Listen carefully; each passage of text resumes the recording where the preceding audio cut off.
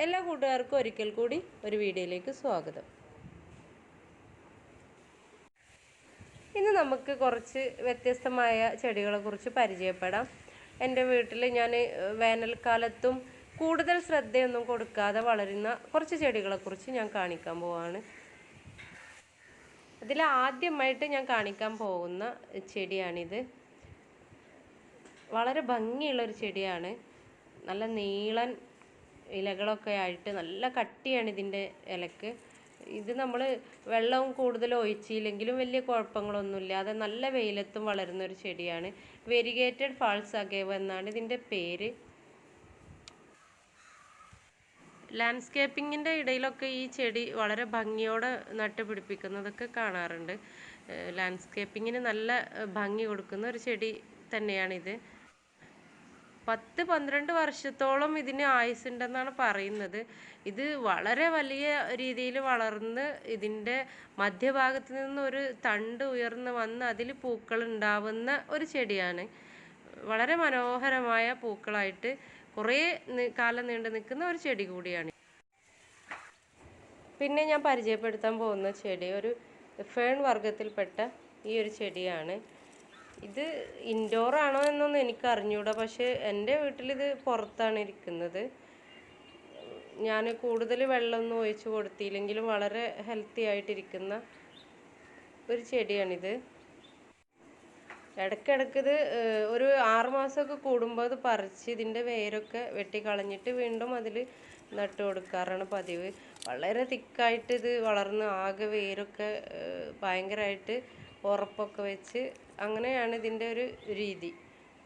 പക്ഷെ കാണാൻ നല്ല ഭംഗിയുള്ളൊരു ചെടിയാണ്. ഇനി നമ്മൾ പറയാൻ പോകുന്നത് ആസ്ടെക് ഗ്രാസിനെ കുറിച്ചാണ്. ഇത് വളരെ ഭംഗിയുള്ള ഒരു പുല്ലാണ്. നമ്മൾ ലാൻഡ്സ്കേപ്പിംഗ് ഒക്കെ ചെയ്യുമ്പോൾ അതിൻ്റെ അരികു ഭാഗത്തൊക്കെ ഇത് നട്ട് വളരെ ഭംഗിയോടെ നിർത്തുന്ന ഒരു ചെടിയാണ്. വരൾച്ചയെ ഒരു പരിധിവരെ തടഞ്ഞു നിർത്തുന്ന ഒരു ചെടി കൂടിയാണ് ഈ ആസ്ടെക് ഗ്രാസ്. ഇപ്പോൾ ഇത് വെർട്ടിക്കൽ ഗാർഡനിലൊക്കെ വളരെ ഭംഗിയോടെ സെറ്റ് ചെയ്യാനും തുടങ്ങിയിട്ടുണ്ട്. വളരെ മനോഹരമായ ഇലകളും നല്ല ഭംഗിയുള്ള കളറൊക്കെ ആയിട്ടാണ് ഈ ആസ്ടെക് ഗ്രാസ്. ഇതിൻ്റെ ഇലയിലുള്ള പച്ചയും വെള്ളയും ചേർന്ന ഈ കളർ കൊണ്ട് തന്നെ നമ്മുടെ ഗ്രീൻ കളറുള്ള ചെടികൾക്കിടയിൽ നമുക്ക് ഒരു പോട്ടിൽ ഈ ചെടി വെച്ചാൽ നല്ല ഭംഗിയായിരിക്കും. പിന്നെ വേനൽക്കാലത്ത് നമ്മൾ ഒരു സമയം വെള്ളം ഒഴിച്ച് കൊടുത്തില്ലെങ്കിലും വളരെ മനോഹരമായി നിൽക്കുന്ന ഒരു ചെടി കൂടിയാണ്.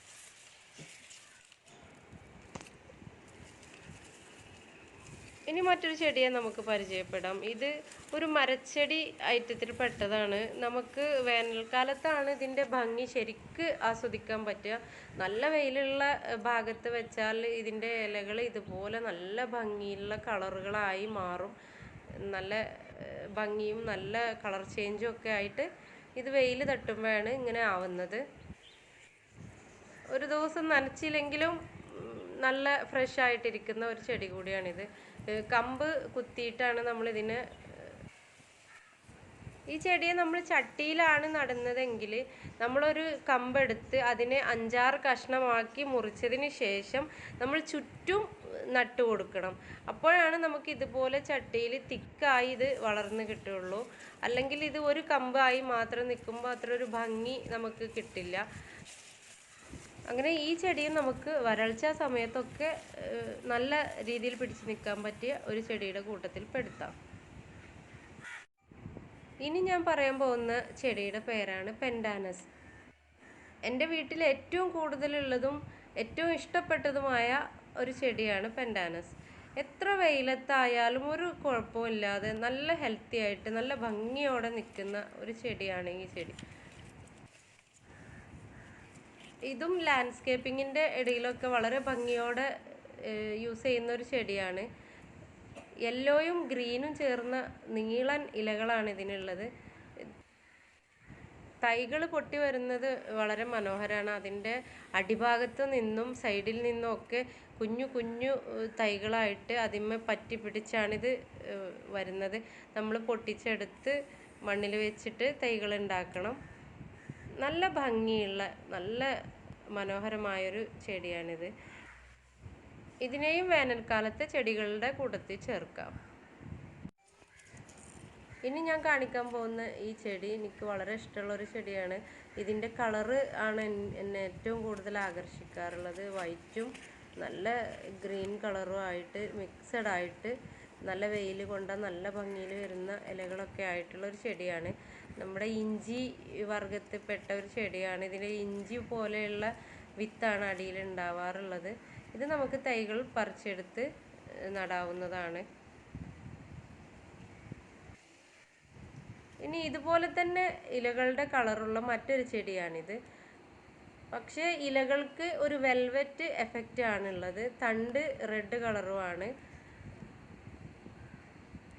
സ്ട്രോങ് ഇല്ലാത്ത തണ്ടുകളോട് കൂടി ഒരു ചെടിയാണിത്.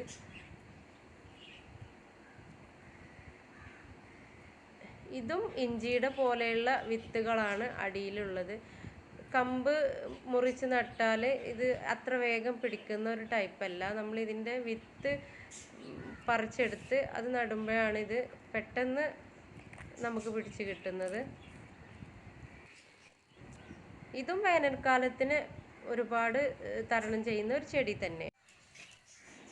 ഇനി എൻ്റെ കയ്യിലുള്ള ഒരു ചെടിയാണിത്. വെയിൽ കൊണ്ടാൽ ഇതിൻ്റെ ഭംഗി ശരിക്ക് വരുന്ന ഒരു ചെടി.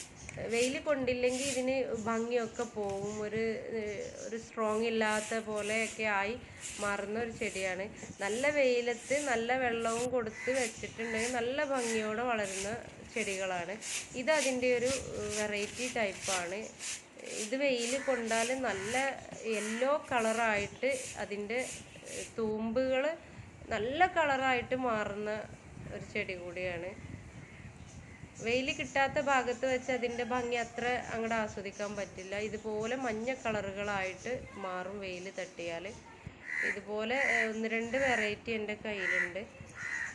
അതിലെ ഏറ്റവും മനോഹരമായ ഇലകളോട് കൂടി വന്ന ഒരു രീതിയാണ് ഇപ്പോൾ ഞാൻ കാണുന്നത്. നല്ല ഭംഗിയുണ്ട് ഇതിനെ കാണാൻ. ഇപ്പം നല്ല വെയിലത്താണ് ഇതിരിക്കുന്നത്. ആ കാരണം കൊണ്ട് കളർ നന്നായി മാറിയിട്ടുണ്ട്. പിന്നെ അതിൻ്റെ തന്നെ ഒരു വെറൈറ്റി കളറാണിത്. നല്ല തിക്കായിട്ട് നല്ല സ്ട്രോങ് ഉള്ള ഇലകളൊക്കെ ആയിട്ട് നല്ല ഗ്രീനും ക്രീം കളറും കൂടെ ചേർന്ന ചട്ടിയിൽ നല്ല തിക്കായിട്ട് കുഞ്ഞായിട്ട് വളരുന്ന ഒരു തരം ചെടിയാണിത്. ഇതും വെയിലിനെ ഒരുപാട് പിടിച്ചു നിൽക്കുന്ന ഒരു ചെടി തന്നെയാണ്. വെയിൽ തട്ടിയില്ലെങ്കിൽ ഈ ചെടിക്ക് ഇതുപോലെ ഇത്ര ഭംഗിയുള്ള കളറായി വരാതെ അത്ര സ്ട്രോങ് ആവാതെ നിൽക്കുന്ന ഒരു ചെടി കൂടിയാണിത്. വെള്ളം കുറവുള്ള ആളുകൾക്കൊക്കെ ഇതുപോലെയുള്ള ചെടികൾ വളർത്തുന്നതാണ് ബെറ്റർ. എന്നാൽ 2 ദിവസം 1 ദിവസം കൂടുമ്പോൾ നമുക്ക് വെള്ളം ഒഴിച്ച് കൊടുത്താൽ മതി. ഇത് ഞാൻ പുതുതായി നട്ടിട്ടുള്ളതാണ്. ഇതൊക്കെ പുതിയ തൈകൾ പിടിപ്പിച്ച് വരുന്നേ ഉള്ളൂ. പിന്നെ നമ്മൾക്ക് എല്ലാവർക്കും അറിയാവുന്നത് പോലെ വേനൽക്കാലത്ത് വളരെ മനോഹരമായ പൂക്കളും വളരെ ഹെൽത്തിയുമായിട്ടിരിക്കുന്ന ചെടികളാണ് യൂഫോർബിയകൾ. അപ്പോൾ യൂഫോർബിയൻ്റെ ഒരുപാട് വെറൈറ്റി ഞാൻ മുൻപ് കാണിച്ചിട്ടുണ്ടായിരുന്നു. അതുകൊണ്ട് യൂഫോർബിയ ഞാനിപ്പോൾ കാണിക്കുന്നില്ല. എൻ്റെ യൂഫോർബിയ ഒക്കെ നല്ല പൂക്കളായിട്ട് നല്ല മനോഹരമായിട്ട് നിൽക്കുന്നുണ്ട്.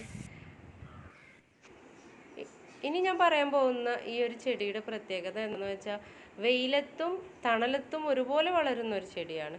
എൻ്റെ കയ്യിൽ ഇത് പുറത്ത് നല്ല വെയിലത്തിരിക്കുന്ന ഒരു പോട്ടും ഉണ്ട്. ഇതുപോലെ ഇൻഡോറായിട്ടും ഞാനിത് വളർത്തുന്നുണ്ട്. എങ്ങനെ ആയാലും നല്ല ഉഷാറായിട്ട് വളരുന്ന ഒരു ചെടിയാണ്. വീടിൻ്റെ അകത്ത് വെച്ചാലും ഇതിൻ്റെ കളറിന് ഒരു മാറ്റവും വരാതെ എന്നും ഇതുപോലെ ഹെൽത്തി ആയിട്ട് ഇരിക്കും. അതുപോലെ തന്നെ മരത്തിൻ്റെ സൈഡിലൊക്കെ നട്ട് കഴിഞ്ഞാൽ അത് മരത്തിൽ അങ്ങോട്ട് കയറി ഒന്നായിട്ട് മരത്തിൽ പിടിക്കും. മതിലിൽ ഒക്കെ ഇത് കയറി പോകുന്ന ഒരു ചെടിയാണ്. നമുക്ക് PVC പൈപ്പ് വെച്ച് കൊടുത്ത് അതിൽ ചകിരി ചുറ്റി വെച്ച് കൊടുത്താൽ ഇത് അതിൽ കയറിപ്പോയി നല്ല ഭംഗിയോടെ നമ്മളെ അകത്തളങ്ങളിലൊക്കെ പിന്നെയുള്ളത് സാൻസവേരിയ ആണ്. സാൻസവേരിയയെ കുറിച്ച് ഞാൻ കൂടുതൽ ആർക്കും പറഞ്ഞു തരേണ്ട ആവശ്യമില്ല. ഒരാഴ്ചയിൽ അല്പം വെള്ളം ഒഴിച്ച് കൊടുത്താൽ തന്നെ വളരെ ഹെൽത്തി ആയിട്ട് അകത്തും പുറത്തും ഒക്കെ വളരുന്നൊരു ചെടിയാണ്. ഇതിൽ ഒരുപാട് വെറൈറ്റികൾ ഇപ്പോൾ ലഭ്യമാണ്. സാൻസവേരിയയിൽ ഒരുപാട് കളറുകളിൽ രീതിയിലൊക്കെ വ്യത്യാസമുള്ള സാൻസവേരിയ ഇന്ന് എല്ലാ നഴ്സറികളിലും ലഭിക്കുന്നുണ്ട്. നനക്കാൻ വെള്ളമില്ലാത്ത ആളുകൾക്കൊക്കെ ഇങ്ങനെ സാൻസവേരിയ കൊണ്ട് നമ്മളെ വീടിന് എല്ലാ ഭാഗത്തും അലങ്കരിക്കാൻ പറ്റുന്ന ഒരു ചെടി കൂടിയാണ് സാൻസവേരിയ.